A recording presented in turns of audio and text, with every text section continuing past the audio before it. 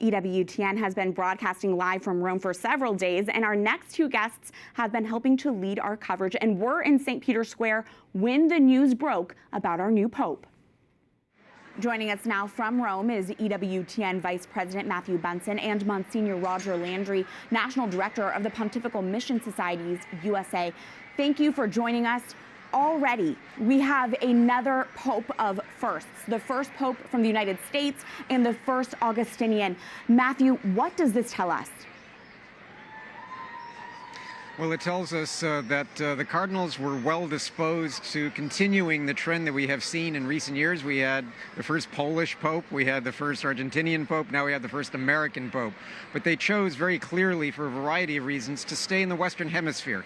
This is an American, certainly, born in Chicago, but this is somebody also with vast experience in Latin America, having served as a missionary in Peru for many years and having studied in Rome. So he is, as he said on the loggia of St. Peter's just a little while ago, he really is something of a bridge builder, and I think that's one of the reasons why the cardinals from all different corners of the globe, apparently, he had to reach 89, voted for him as our next Supreme Pontiff. So you're absolutely right, it is a Pope of firsts, but I suspect we're going to have a lot to follow with him.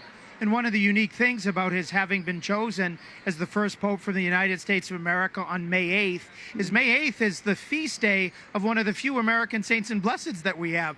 Blessed Miriam Teresa Demyanovich, a native of Bayonne, New Jersey, who died at just 26 years old and left us an incredible inheritance of how to pray. No doubt she was praying for greater perfection for the church so that we could grow to become more and more like Christ. And on that day of the celebration of an American, we have the first American Pope who is summoned, just like any vocation in the church, not just to be the successor of St. Peter, but to be a saintly, a holy father. Monsignor, Pope Francis was the first Jesuit, and now, as we've said, we now have the first Augustinian.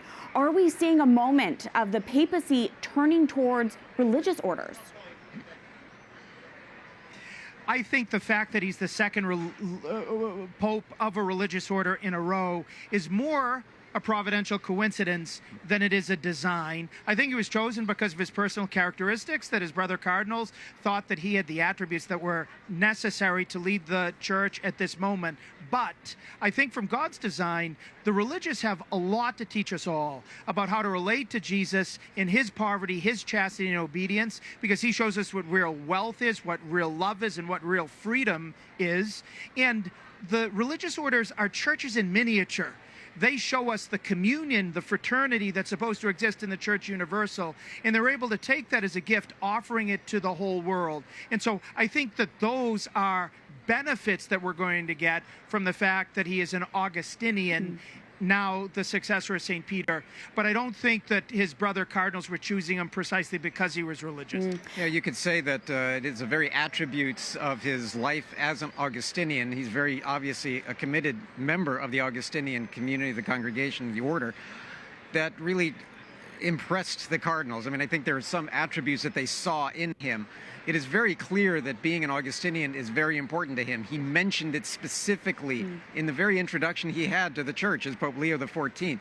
It is on his coat of arms, for example, the symbol of the Augustinians.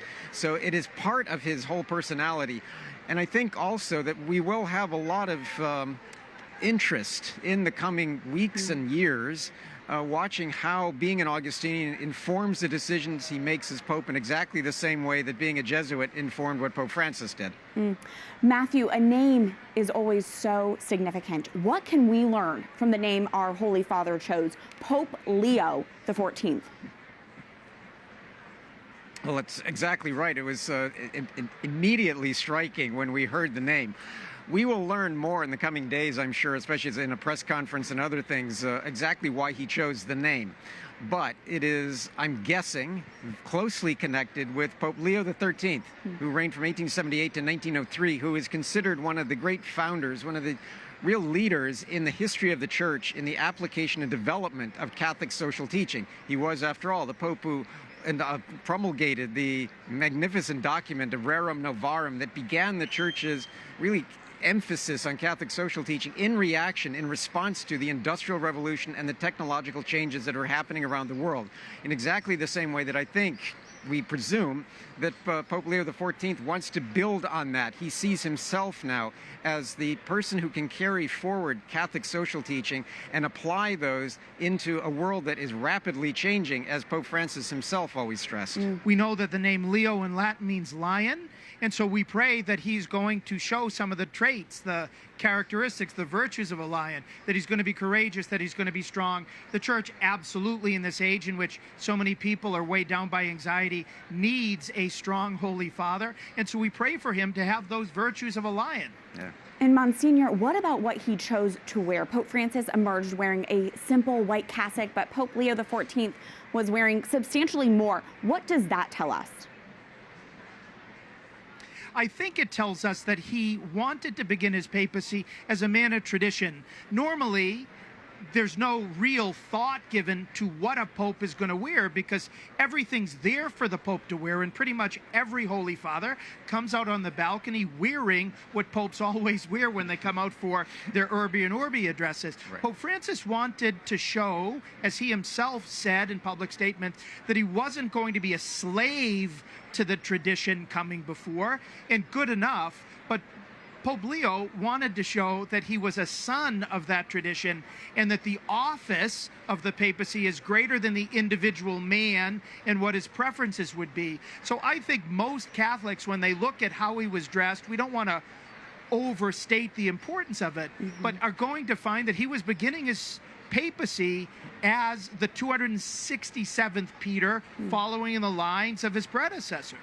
Yeah, and on that point, too, I think there were really interesting visual cues in wearing the mozzetta, in wearing the stole, all of these things that are part of papal tradition. So he's not ignoring or rejecting Pope Francis, but I think he was establishing himself very clearly as his own person, as now Supreme Pontiff.